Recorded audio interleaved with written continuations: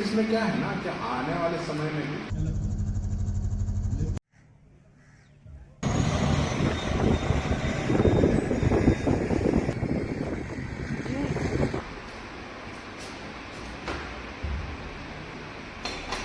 कोल समेत जो विभिन्न तरह की परियोजनाएं हैं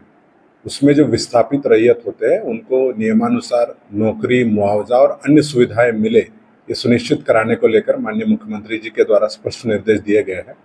तो हमारे चतरा जिले में पिपरवार में एक मामला संज्ञान में आया था कि वहां पे कुछ संगठित गिरोह के द्वारा फर्जी वंशावली, गलत एलपीसी और स्थानीय जो रैयत है उनका हक मार के अवैध तरीके से नौकरी प्राप्त किया गया है। तो इस संदर्भ में जांच के उपरांत जो सत्यता पाई गई इसमें, और उसमें कुल 22 व्यक्तियों पर एफआईआर दर्ज किया गया और साथ ही इस गिरोह में सम्मिलित अन्य व्यक्तियों, अज्ञात व्यक्तियों पर भी हम लोगों ने प्राथमिकी दर्ज। देखिए, उसमें कुछ बेसिकली जिनका जमीन अधिग्रहित हुआ है उसमें से वो लोग नहीं है, वो कुछ लोग यहाँ के हैं, कुछ लोग दूसरे जिलों और कुछ अन्य भी बाहर के लोगों के भी इसमें नाम सामने आए हैं। और साथ ही हम लोगों ने सीसीएल प्रबंधन को एक चिट्ठी भी लिखा है और उसमें ये कहा है कि इस तरह से वंशावली और एलपीसी के आधार पर आपने अभी तक जो नौकरियां दी है उसका भी आप अंचल कार्यालय और अपर समाहर्ता के ऑफिस से समन्वय स्थापित करते हुए सत्यापन कराइए उसकी सत्यता को लेकर। यदि उसमें भी कुछ इस तरह के मामले सामने आते हैं तो उन पर भी, और अभी जिनके ऊपर मामले स्पष्ट हुए हैं उनके ऊपर भी दंडात्मक और कानूनी कार्रवाई करने के लिए हम लोगों ने उनका आग्रह किया है। निश्चित रूप में कुछ मामलों में हम लोगों को बिल्कुल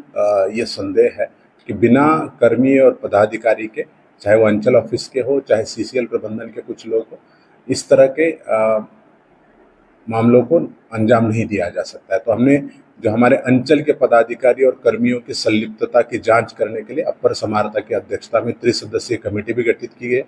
ये कमेटी विस्तृत जांच करेगी और ये पता लगाएगी कि ये जो भी